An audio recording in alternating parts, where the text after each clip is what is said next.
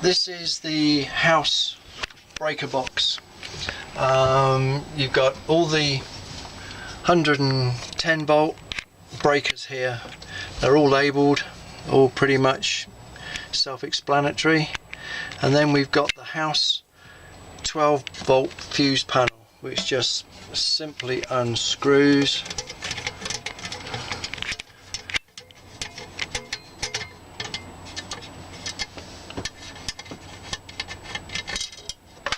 And lifts away, and there's a whole bunch of fuses there, and they are labelled on the back. This is the 110 system, this is the 12 volt system.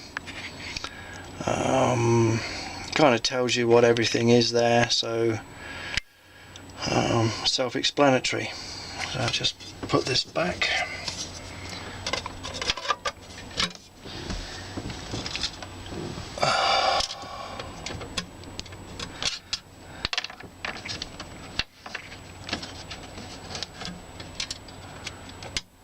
You'll notice to my right a big black switch.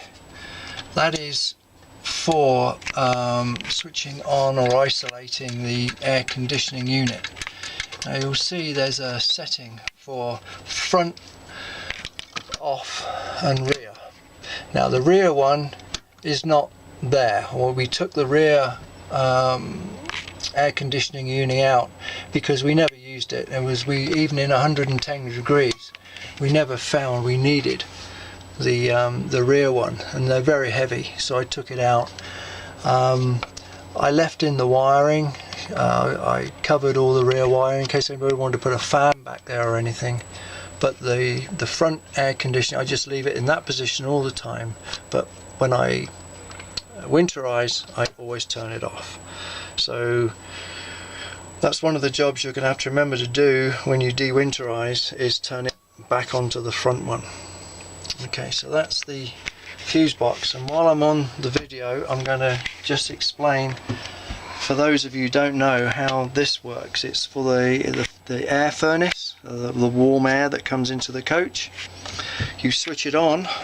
Underneath there's a, can you get the camera down and just look up at that? Go down and look up that way. There's a button there, you push across, that's the on position. And you see there's a thermometer here. At the moment it's showing 80 degrees. So, and this is the thermostat setting.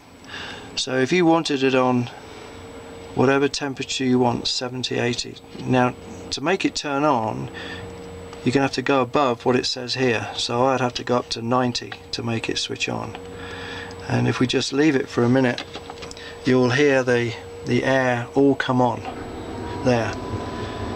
I hope the video can pick that up, but that's the main hot air system coming into the coach working. So now usually of course you keep it down to about 65. That's what we were between 65 and 70. So it takes a while for it to switch itself off because it's a safety thing. It makes sure there's no gas in the system, so you can probably still hear it running even though I'm below what the temperature is, and it should be switching itself off. So it'll take 1 or 2 minutes to switch itself off, and then it'll go. In the meantime I'm going to switch it off here. So that is now in the off position, and as you can hear it's still running, but it will switch itself off.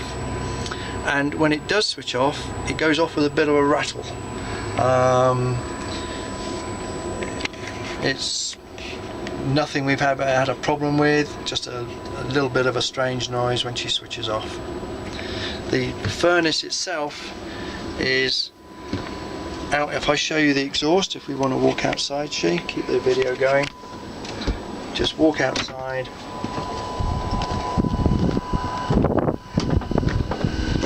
And that was you heard the rattle there. That was the exhaust for the air furnace, and if you need to work on it, you come in through these 4 screws, and the furnace is behind that.